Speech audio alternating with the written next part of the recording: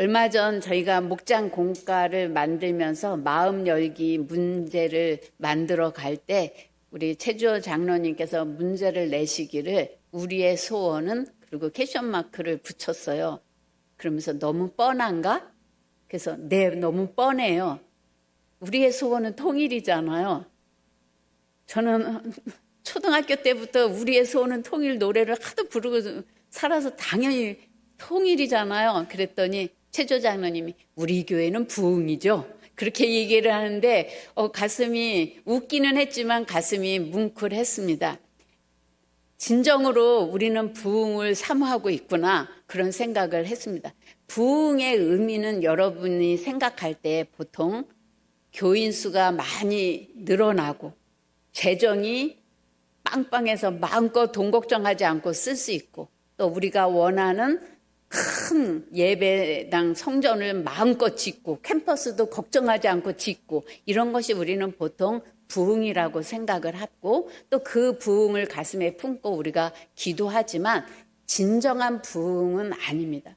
진정한 부흥은 하나님의 임재로 말미암아 어찌할 바를 몰라 회개하면서 구원의 소식을 전하지 않고는 견딜 수 없는 그러한 진정한 우리의 심령의 부흥이 먼저 있어야 됩니다.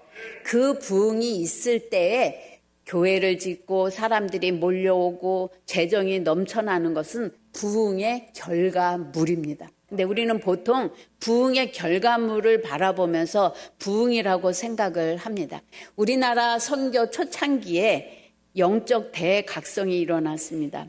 1903년에 원산에서 시작해서 1907년에 평양에서 절정에 이른 부흥이 일어났습니다. 이 영적 대각성은 1903년 선교사였던 하디 목사의 회개를 통해서 시작이 됐습니다. 이 하디 목사는 당시에 다른 선교사들처럼 이 땅에 왔을 때 선교를 하지만 굉장히 우월감을 가지고 선교를 했어요. 니네는 못 사는 나라, 미개한 나라, 내가 도와주러 왔어. 그런 마음으로 선교를 했는데 어느 날 부흥 사경에 참석했다가 이 하디 목사님이 회개가 일어났어요. 참으로 내가 교만한 마음으로 선교를 시작을 했구나. 그래서 죄를 고백하고 성도들 앞에서 회개를 하기 시작을 했습니다. 그랬더니 성도들이 은혜를 받고 변화가 일어나서 성도들이 또 회개를 하기 시작을 했는데 우리처럼 내가 누구를 미워했습니다. 내가 누구를 시기했습니다. 질투했습니다. 보이지 않는 회개가 아니라 내가 누구네 집에 물건을 훔쳤습니다. 내가 누구와 강간을 했습니다. 상상할 수 없는 구체적이고 실제적인 것을 회개하기 시작을 하면서 놀라운 부흥이 일어나기 시작을 했습니다.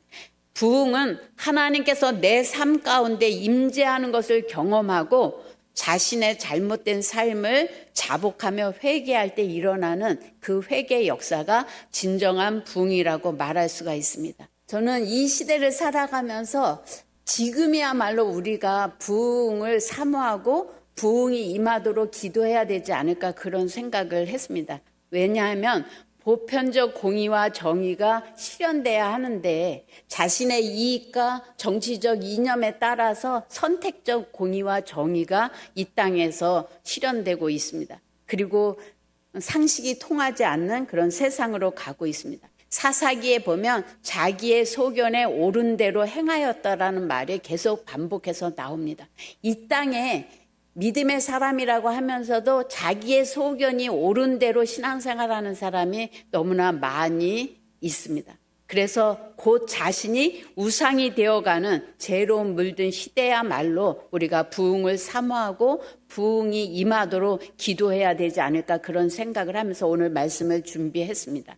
어느 날 비판하기를 좋아하는 어떤 사람이 빌리그레암 목사님에게 찾아와서 목사님, 나는 부흥회라는 것을 그리 신뢰하지 않습니다.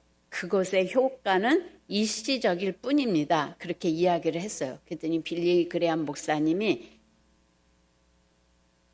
당신은 땀으로 더러워졌을 때 목욕을 하지요. 근데 그 목욕도 일시적입니다. 그래서 계속해서 목욕을 할 수밖에 없습니다.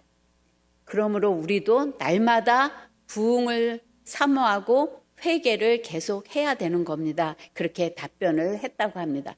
요엘서 1장 4절에서 5절의 말씀입니다. 팥중이가 남긴 것을 메뚜기가 먹고 메뚜기가 남긴 것을 느치가 먹고 느치가 남긴 것을 황충이 먹었도다. 취하는 자들아 너희는 깨어 울지어다. 포도주를 마시는 자들아 너희는 울지어다. 이는 단 포도주가 너희 입에서 끊어졌음이니. 요엘 선지자는 이스라엘 사람들의 삶이 하나님 앞에서 철저하게 심판받음으로 인해서 얼마나 힘들고 어려운 세상이 오는지 그것을 이야기하면서 그러한 심판을 받을 때 너희는 깨어 울지어다. 너희는 곡할지어다. 그렇게 이야기를 하고 있습니다. 요엘서 1장 8절에서부터 9절의 말씀입니다. 너희는 처녀가 어렸을 때에 약혼한 남자로 말미암아 굵은 배로 동이고 애곡함을 같이 할지어다. 소재와 전제가 여호와의 성전에서 끊어졌고 여호와께 수종드는 제사장은 슬퍼하도다. 오늘 요엘 선지자는 하나님 앞에 범죄함으로 말미암아 하나님이 심판하셔서 삶이 얼마나 힘든지 하나님 앞에 제사의 소재와 전제를 드린 곡식도 없을 정도로 황폐한 그러한 심판의 때가 올 때 너희는 애곡하고 슬퍼하고 곡해라. 그렇게 이야기를 합니다. 희망이 없는 황폐한 세상이 되기 전에 하나님께서는 우리에게 애통하며 회개하며 하나님 앞에 도움을 요청하는 눈물을 흘리는 회개를 하라고 하나님께서 우리에게 촉구하고 있습니다. 현대를 살아가는 사람들이 어떠한 가치관을 가지고 살아갑니까? 하나님보다는 물질, 하나님 나라보다는 나의 안위를 우선순위에 두고 입으로만 하나님을 섬긴다고 하는 성도들로 가득합니다. 쾌락과 음란과 중독이 우리의 다음 세대는 무방비 상태로 노출되어 있는 게 현실입니다. 부모님들은 자녀를 어떻게 바라보고 교육합니까? 신앙의 유산을 남겨주기보다 이 세상에서 어떻게 하면 성공하고 어떻게 하면 편안하게 살게 해줄까에 혈안이 되어서 믿지 않는 부모와 똑같게 교육을 하고 있는 것을 볼 수가 있습니다. 오늘 우리가 살고 있는 이 시대는 평안한 것 같고 우리가 이렇게 마음껏 하나님 앞에 예배하기 때문에 신앙의 자유가 있고 부흥이 있는 것 같지만 영적으로 볼 때 이 세상은 언제 곡할 세상이 올지 모르는 황폐함을 향해서 가고 있다는 것을 우리가 자각하고 지금은 하나님 앞에 애통하며 회개할 때라고 생각을 합니다. 오늘 본문 말씀에 야곱도 세상의 가치와 성공을 향해서 열정적으로 살아갔지만 신앙적으로는 실패한 모습을 보게 됩니다.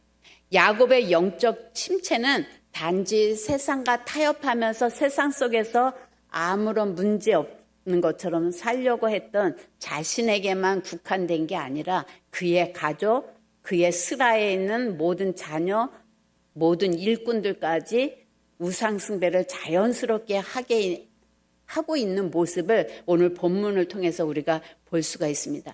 라헬은 라반의 집, 자기네 아버지 집에서 나올 때 드라빔을 몰래 훔쳐가지고 나왔어요. 이 드라빔은 가정을 지키는 일종의 우상입니다. 오늘 하나님을 섬긴다고 하면서도 라헬은 드라빔을 포기하지 않고 그것을 끌고 나온 것을 볼 수가 있고 디나가 강간을 당했을 때 야곱의 자녀들이 취한 행동을 보면 할례를 빌미로 살인을 계략하고 모든 세겜성에 있는 남자들을 죽인 모습을 볼 수가 있습니다. 그들에게 신앙의 가치와 신앙적인 윤리와 신앙적인 모습이 그들에게서 보입니까? 야곱은 세상적으로 성공하고 하나님을 빙자해서 자기의 목적을 달성하려고 했기 때문에 그의 가문은 우상숭배가 만연한 실패한 삶인 것을 볼 수가 있습니다.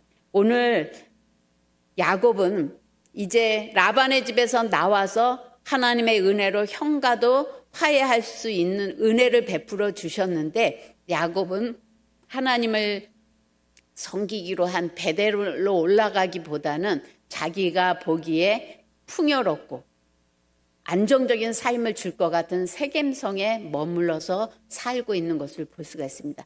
성서학자들이 유추할 때 약 한 10년 동안 머물렀다고 합니다. 근데 디나의 강간 사건, 또 디나의 추행으로 인해서 또 세겜성의 사람들을 죽이는 그 사건을 통해서 더 이상 세겜성에 살 수 없는 그러한 위기가 왔을 때 하나님께서는 드디어 야곱에게 이야기합니다. 창세기 35장 1절입니다. 하나님이 야곱에게 이르시되 일어나 베델로 올라가서 거기 거주하며 내가 내 형 에서의 낯을 피하여 도망하던 그때에 내게 나타났던 하나님께 거기서 제단을 쌓으라 하신지라.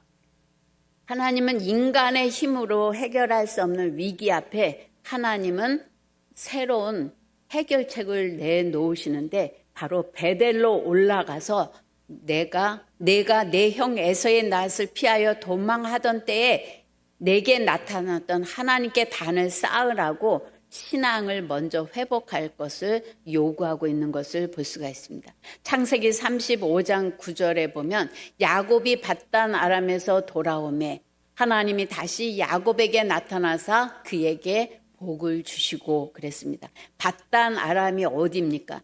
창세기 28장 5절에 밧단 아람이 나옵니다.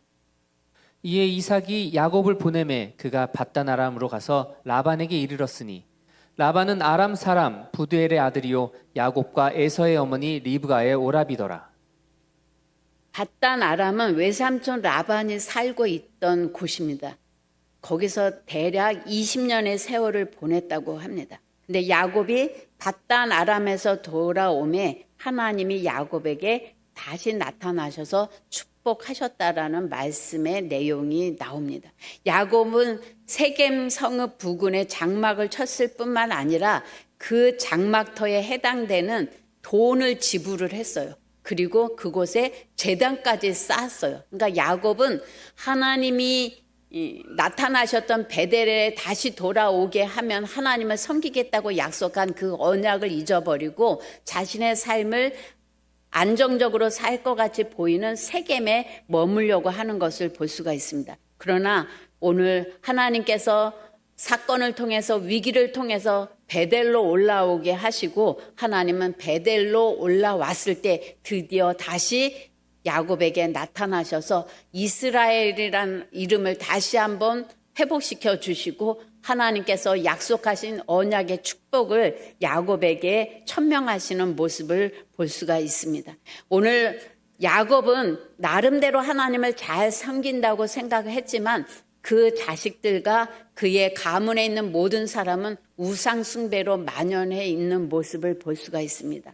오늘 우리도 신앙생활을 한다고 하지만 세상의 가치, 문화, 그 세상이 추구하는 것들을 쫓아갈 때 우리는 하나님의 이름을 부를 뿐이지 우리는 세상과 구별된 삶을 살아가지 않기 때문에 우리는 진정으로 하나님이 우리에게 언약하신 하나님의 언약의 축복을 누릴 수 없습니다. 그래서 때때로 하나님은 자신의 사랑하는 자들에게 징계를 통해서 환난을 통해서 하나님께 애통하며 회개하고 돌아오기를 촉구하고 계시는 것을 볼 수가 있습니다. C.S. 루이스는 고통은 하나님의 확성기다 그렇게 이야기를 했습니다. 세상 사람들은 하나님의 성도들은 웬만큼 얘기해서는 듣지를 않으니까 고난과 여러 가지 힘든 어려운 일들을 터지게 해서 그때 확성기처럼 하나님의 음성을 듣게 하신다는 거죠. 요즘 세상은 힘들다고 계속해서 이야기를 합니다. 경제는 어려웠고 언제 전쟁이 터질지도 모르고 우리의 미래는 없다고 젊은이들은 아우성입니다. 이러한 한국에 하나님이 주시는 환난과 고난은 하나님이 우리를 부르시는 확성기입니다. 너희가 지금 회개할 때다. 더 늦기 전에 이 땅이 황폐해지기 전에 너희의 신앙생활이 힘들어지기 전에 나의 이름을 부르고 나의 언약의 백성다운 삶을 살아가라고 교회에 회개를 촉구하는 하나님의 음성을 여러분이 들으시기를 바랍니다. 창세기 35장 2절에서 3절의 말씀입니다. 야곱이 이에 자기 집안 사람과 자기와 함께한 모든 자에게 이르되 너희 중에 있는 이방 신상을 버리고 자신을 정결하게 하고 너희들의 의복을 바꾸어 입어라. 우리가 일어나 베델로 올라가자. 내 환난 날에 내게 응답하시며 내가 가는 길에서 나와 함께 하신 하나님께 내가 거기서 제단을 쌓으려 하노라 하매.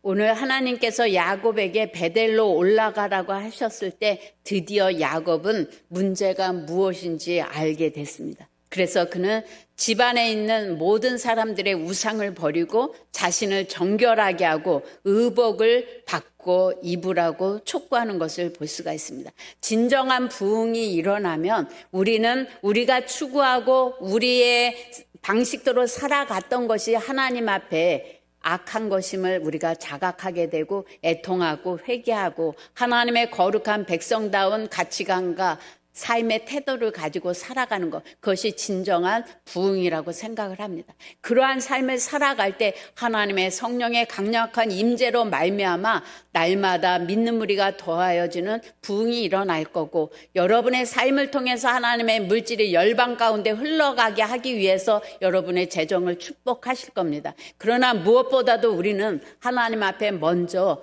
우리의 언약의 백성으로서의 삶을 바르게 살았는지, 이 나라를 위해서 바르게 중보하고 나가고 있는지, 교회가 하나님의 복음을 올바르게 세상과 타협하지 않냐고 전하고 있는지를 돌아보고 그것이 하나님이 요구하시는 수준에 미달됐다고 한다면 마치 내가 죄를 진 것처럼 애통하며 회개하는 사람들이 있을 때 하나님은 다시 우리에게 기회를 주시리라고 믿습니다. 여러분, 야곱에게 베델로 올라가라고 했는데 여러분의 베델은 어디입니까? 저는 저에게 하나님께서 너도 베델로 올라가라 했을 때 나가 가야 될 베델은 어딜까 생각을 해봤습니다. 좀 살만하니까 기도도 덜하고, 아까 목사님이 2부 예배 때 말씀드렸듯이 부담이 클수록 소리도 커지고 기도도 더 크게 한다. 근데 부담이 없는 사람 기도도 그냥 모기 소리만 이렇게 한다고 그렇게 말씀드렸는데, 정말 이 교회에 환난과 어려움이 왔을 때 매일 밤을 지새우면서 철야했던 날, 부흥사경회라는 것이 우리 60, 70년대에 크게 일어나서 하루에 4번씩, 그것도 4일씩 부흥사경회를 했는데 하루에 한 번 모이는 수련회도 힘들다고 하고 참석 안 하는 그러한 세상에 우리는 살고 있습니다. 여러분의 신앙의 현주소가 어디에 있습니까? 하나님의 은혜를 사모하고 밤을 지새우며 철야하고 금식한 그 날을 잊어버리고 오늘은 살만하니까 세상의 방식대로 세상의 방법대로 살아간다면 지금 여러분에게 부흥이 필요하고 지금 여러분에게 회개가 필요한 때라고 생각을 합니다. 한국 교회에 이 나라의 소망이 어디에 있을까? 한국 교회가 베델로 올라가야 됩니다. 세상의 가치, 문화에 물들은 모든 우상 숭배를 버리고 거룩한 하나님의 선택된 백성으로 하나님 앞에 예배하고 기도하는 것이 쉬지 않도록, 그 불이 꺼지지 않도록 하는 그 교회, 그러한 성도들을 통해서 하나님은 이 나라에 다시 회복의 역사가 일어나리라고 봅니다. 창세기 35장 9절에서 12절입니다. 야곱이 밧단아람에서 돌아오매 하나님이 다시 야곱에게 나타나사 그에게 복을 주시고 하나님이 그에게 이르시되 내 이름이 야곱이지만은 내 이름을 다시는 야곱이라 부르지 않겠고 이스라엘이 내 이름이 되리라 하시고 그가 그의 이름을 이스라엘이라 부르시고 하나님이 그에게 이르시되 나는 전능한 하나님이라 생육하며 번성하라. 한 백성과 백성들의 총회가 내게서 나오고 왕들이 내 허리에서 나오리라. 내가 아브라함과 이삭에게 준 땅을 내게 주고 내가 내 후손에게도 그 땅을 주리라 하시고. 오늘 야곱이 베델로 올라갔을 때 하나님께서 야곱에게 다시 나타나셔서 이스라엘이라 불러주시고 너의 후손을 통해서 왕들이, 너의 후손을 통해서 교회들이 세워지고 너는 생육하고 번성할 거라는 하나님의 축복을 받게 되는 것을 볼 수가 있습니다. 창세기 35장 14절에서 15절에 보면 그러한 하나님의 언약의 축복의 말씀을 들은 다음에 야곱은 하나님 앞에 다시 제단을 쌓고 하나님 앞에 예배하기로 결심하는 모습을 보게 됩니다. 야곱이 있어야 할 자리는 세겜이 아니라 하나님과 약속했던 하나님의 언약이 있었던 베델이었습니다. 여러분이 서 있어야 할 자리가 어디입니까? 잘못된 방향을 계속 추구하고 문제를 해결하려고 하면 문제는 해결되지 않습니다. 오늘 하나님이 이 세상에서 편하게 살라고 우리를 부르신 게 아닙니다. 우리를 부르신 것은 이 땅에서 믿음의 전투를 하고 하나님의 나라와 뜻이 나를 통해서 이루어지도록 우리를 부르시고 우리에게 은혜를 허락해 주셨습니다. 지금 내 앞에 근심과 두려움을 주는 환경이 주어졌다면 하나님의 언약과 하나님을 만났던 그 뜨거운 경험이 있는 그곳으로 여러분이 돌아가셔야 됩니다. 그럴 때 진정으로 부흥이 여러분에게 일어나리라고 봅니다. 하박국 3장 2절에 주는 주의 일을 이 수년 내에 부흥하게 하옵소서, 이 수년 내에 나타내시옵소서. 하박국 선지자는 하나님의 부흥을 꿈꾸며 기도했습니다. 우리도 하나님의 부흥을 사모하며 하나님 앞에 기도할 때라고 생각을 합니다. 19세기 말 부흥운동가 스미스가 어느 날 찾아와서 그렇게 물었대요. 나는 부흥을 원합니다. 교회 부흥을 맛보기 원합니다. 어떻게 해야 됩니까? 그러자 스미스에게 어떤 성도가 찾아와서 물었대요. 그랬더니 스미스가 집으로 돌아가서 방문을 잠그고 하나님 앞에 무릎을 꿇으십시오. 그리고 분필로 당신이 앉아있는 둘레에 원을 그리십시오. 그리고 이렇게 기도하십시오. 하나님, 바로 여기서부터 부흥이 일어나게 하옵소서. 교회가 부흥하기를 원합니까? 이 나라에 다시금 강력한 성령의 임재가 있는 부흥을 원합니까? 여러분부터 부흥해야 됩니다. 여러분이 있는 곳에서 애통하고 회개하며 나라를 위하여 교회를 위하여 기도하는 회개의 역사, 기도의 역사가 일어날 때 이 교회도 하나님이 꿈꾸시고 원하시는 부흥이 일어나고 이 나라가 부흥해서 통일한국을 준비하고 통일한국 시대가 왔을 때 영적으로 우리가 깨어서 준비한 교회, 준비된 성도, 하나님이 그들을 통해서 하나님은 놀라운 새 일을 행하시리라고 믿습니다. 부디 하박국 선지자가 기도했던 것처럼 주여 우리에게 수년 내에 부흥을 주옵소서, 그렇게 기도하시고 그 부흥의 불씨가 나로부터 짚어지도록 하나님 나를 만나주시고 내가 세상과 타협하며 세상의 물질과 세상의 안위를 위해서 추구했던 나의 신앙을 철저하게 회개하고 먼저 그의 나라와 의를 구하는 믿음의 성도가 되게 하여 주시옵소서. 그렇게 힘있게 기도하고 우리의 예배 가운데 강력한 하나님의 기름 부심과 임재로 말미암아 날마다 믿는 무리가 더해지는 것을 목도할 수 있는 우리 교회가 될 수 있도록 여러분 많이 기도의 자리에 나와 주시길 바랍니다. 우리 이 시간 다 같이 통성으로 기도할 때 하나님 우리에게 진정한 회개가 있게 해 주시옵소서. 적당히 세상과 하나님과 양다리 걸치고 살아가는 신앙이 아니라 예할 때 예하고 아니어할 때 아니어하고 하나님 여호수아가 고백했던 것처럼 나는 오늘 나의 집은 하나님을 섬기기로 선택한다고 고백했던 것처럼 우리도 날마다 우리의 삶의 자리에서 하나님을 선택하고 믿음으로 나아가는 우리들이 되게 해 주시옵소서. 우리 다 같이 통성으로 기도하겠습니다. 하나님 아버지, 참으로 우리가 애통하며 회개합니다.